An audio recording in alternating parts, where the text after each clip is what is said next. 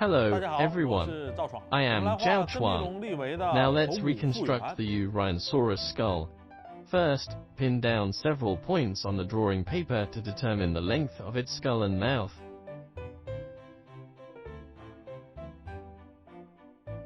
Then we draw the lower edge of its upper jaw, which, unlike the extruded and deformed skull fossil, is a straight line.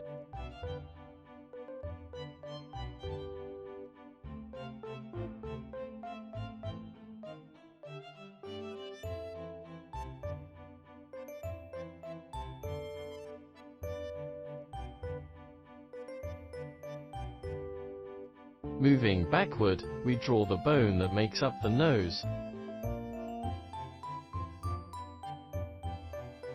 Next, we draw the boundary between the upper and lower bones of its upper jaw.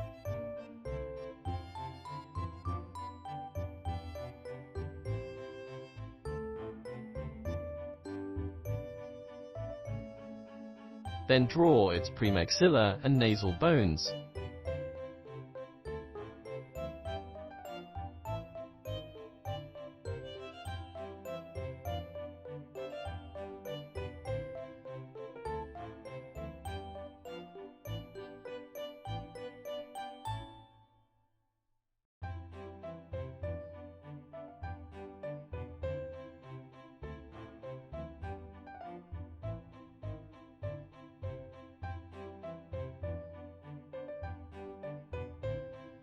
The maxillary teeth were tiny and densely arranged.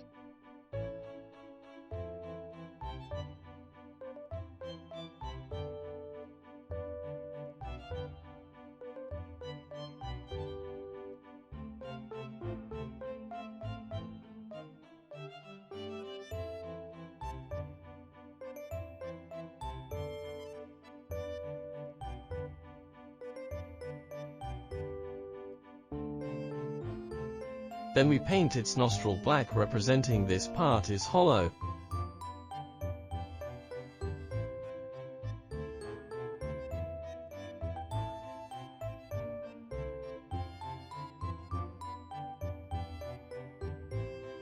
Next, let's draw its lacrimal bone and postorbital bone.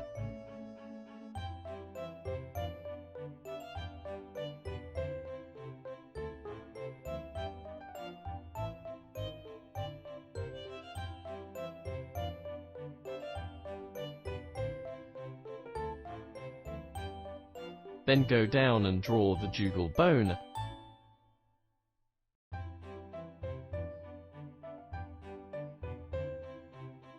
In this way, we can outline its eye socket. Its eye sockets were rounded, but when viewed from the side, they looked squished.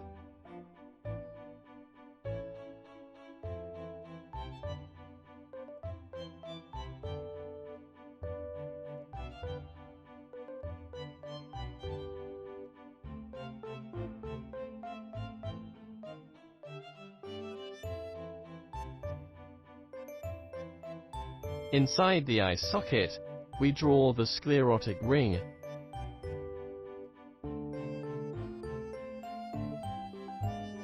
Its eyes were the size of the inner circle of the sclerotic ring.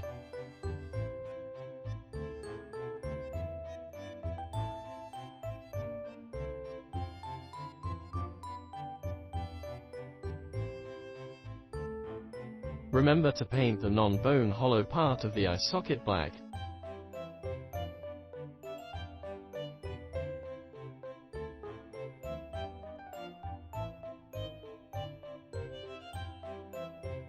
Now, let's draw its lower jaw. The articulation at the posterior of the mandible was connected to the underside of the quadrate bone.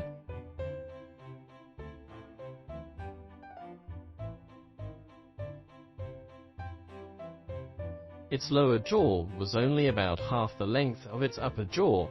The lower jaw was narrow at the front and wider at the back.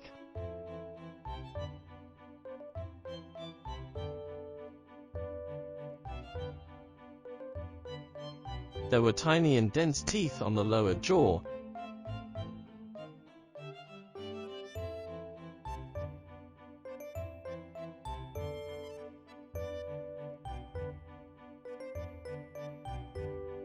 Now we add more postcranial bones.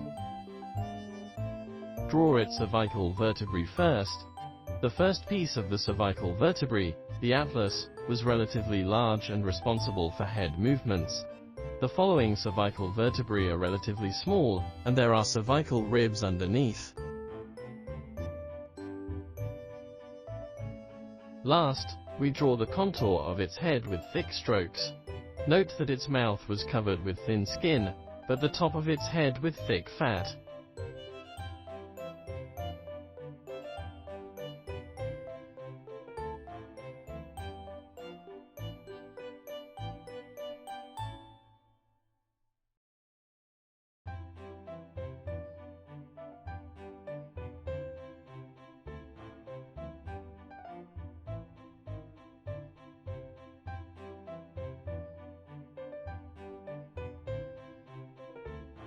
For the non-bone parts, we color them dark.